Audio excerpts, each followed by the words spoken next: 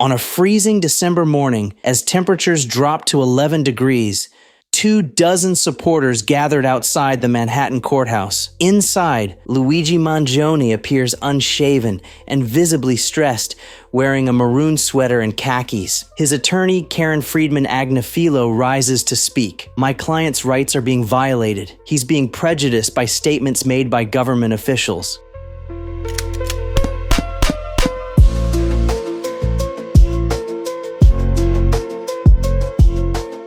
From TalcoCast Studios, this is Delay Denied Depose. I'm Jonny Llama. Today, we examine how one murder case became a legal battle that could redefine the boundaries between state and federal prosecution.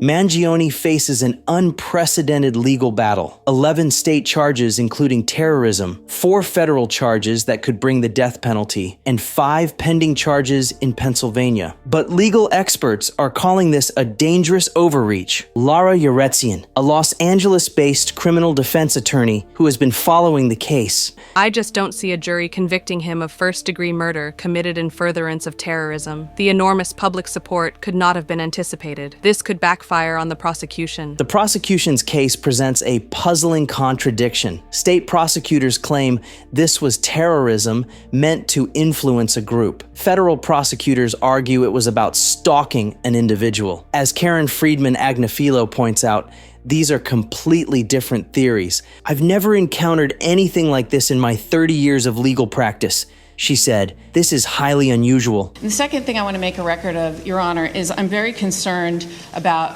my client's right to a fair trial in this case. He's being prejudiced by some statements that are being made by government officials.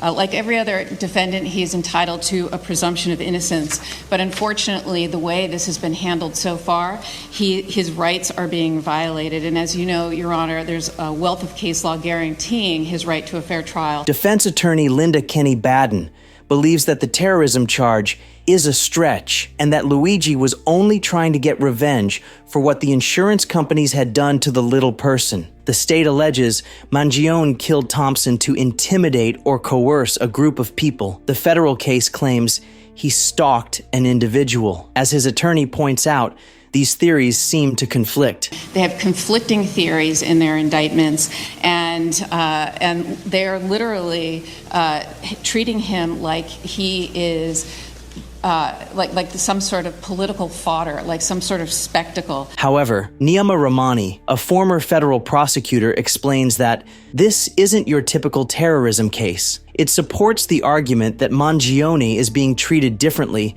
because he killed a CEO instead of an ordinary victim. Manhattan DA Alvin Bragg claims this was a killing intended to evoke terror, but his own evidence tells a different story. Mangione's notebook expressed hostility toward the health insurance industry and wealthy executives, not the general public. Under New York law, first-degree murder charges typically require special circumstances, like killing a police officer or murder involving torture. The terrorism charge here represents an unprecedented expansion.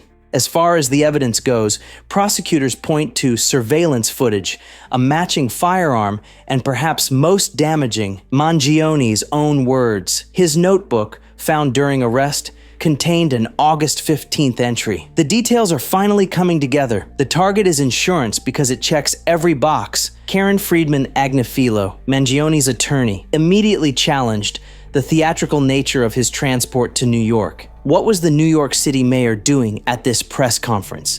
"That is utterly political," she declared. "The New York City mayor should know more than anyone the presumption of innocence." Meanwhile, his defense fund has topped $100,000, and supporters continue gathering outside courthouses across jurisdictions.